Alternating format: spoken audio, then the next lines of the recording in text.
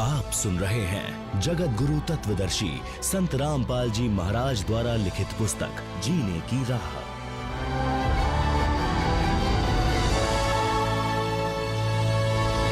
चोर कभी धनी नहीं होता। कबीर परमेश्वर जी अपने विधानानुसार एक नगर के बाहर जंगल में आश्रम बनाकर रहते थे। कुछ दिन आश्रम में रहते थे, सत्संग करते थे, फिर भ्रमण के लिए निकल जाते थे। उनका एक जाट किसान शिष्य था जो कुछ ही महीनों से शिष्य बना था। किसान निर्धन था। उसके पास एक बैल था। उसी से किसी अन्य किसान के साथ मेल जोल करके खेती करता था। 2 दिन अन्य का बैल स्वयं लेकर दोनों बैलों से हल चलाता था। फिर 2 दिन दूसरा किसान उसका बैल लेकर अपने बैल के साथ जोड़कर हल जोतता था। किसान अपने कच्चे मकान के आंगन में बैल को बांधता था। एक रात्रि में चोर ने उस किसान के बैल को चुरा लिया। किसान ने देखा कि बैल चोरी हो गया तो सुबह वह आश्रम में गया। गुरुदेव जी से अपना दुख साझा किया। गुरुदेव जी ने कहा कि बेटा, विश्वास रख परमात्मा पर, दान धर्म भक्ति करता रह, आपको परमात्मा 2 बैल देगा। जो चुराकर ले गया है वह पाप का भागी बना है। परमेश्वर की कृपा से बारिश अच्छी हुई। किसान भक्त की फसल चौगुनी हुई। भक्त किसान ने 2 बैल मोल लिए और उनको अच्छी खुराक खिलाई। बैल खागड़ो यानी सांडो जैसे ताकतवर हो गए। गांव में उसके बैलों की चर्चा होती थी। 1 वर्ष पश्चात वही चोर उसी क्षेत्र में चोरी करने आया। कहीं दाव नहीं लगा। उसने विचार किया कि जिसका बैल चुराया था उसके घर देखता हूं, हो सकता है कोई बैल ले आया हो। देखा तो 2 बैल खागड़ों जैसे बंधे थे। चोर ने दोनों चुरा लिए। किसान जागा तो बैल चोरी हो चुके थे। गुरुजी से बताया तो गुरुजी ने कहा कि बेटा, तेरे घर 4 बैल देगा भगवान। चोर कभी सेठ नहीं हो सकता। पाप पाप इकट्ठे करता है। रजा परमात्मा की, आशीर्वाद गुरुदेव का। बारिश ने किसानों की मौज कर दी।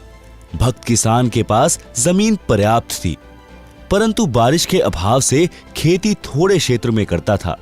बारिश अच्छी हो गई। 2 बैल मोल लिए, 2 कर्जे पर लिए, खेती अधिक जमीन में की, 1 नौकर हाली रखा। 1 वर्ष में सब कर्ज भी उतर गया। बैल 4 हो गए। खागड़ों जैसे मोटे मोटे तगड़े तगड़े। मकान भी पक्का बना लिया। चोर 2 वर्ष के पश्चात उधर गया और पहले उसी किसान की स्थिति देखने गया। चोर ने देखा कि 4 बैल सांडों जैसे बैठे थे और चोर के पास 2 दिन का आटा शेष था। चोर ने किसान को रात्रि में नींद से उठाया तो किसान बोला, कौन हो आप? चोर ने कहा कि मैं चोर हूं जिसने तेरे 3 बैल चुराए थे। किसान बोला, भाई मेरी नींद खराब ना कर, तू अपना काम कर, परमात्मा अपना कर रहा है, मुझे सोने दे। चोर ने पैर पकड़ लिए और बोला, हे देवता, मेरे से अब चोरी नहीं हो रही। एक बात बता, आपका चोर आपके सामने खड़ा है, आप पकड़ भी नहीं रहे हो। हे भाई, तेरा 1 बैल मैंने चुराया। तेरे घर अगले वर्ष 2 बैल खागड़ों जैसे बंधे थे, वे दोनों भी मैं चुरा ले गया। आज 2 वर्ष पश्चात आपके आंगन में 4 बैल खागड़ों जैसे बंधे हैं। मेरा सर्वनाश हो चुका है। बालक भी भूखे रहते हैं। मुझे मार चाहे छोड़, मुझे तेरे विकास का राज बता। मैं भी जाट किसान हूं, जमीन भी है, निर्धनता बेअंत है। भक्त किसान ने उसको कहा कि आप स्नान करो, खाना खाओ।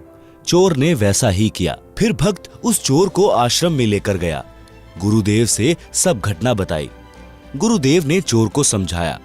7-8 दिन भक्त किसान ने अपने घर पर रखा और प्रतिदिन गुरुजी से मिलाकर सत्संग सुनाया। चोर ने दीक्षा ली।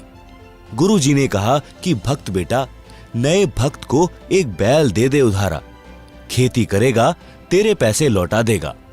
भक्त ने कहा, गुरुजी ठीक है।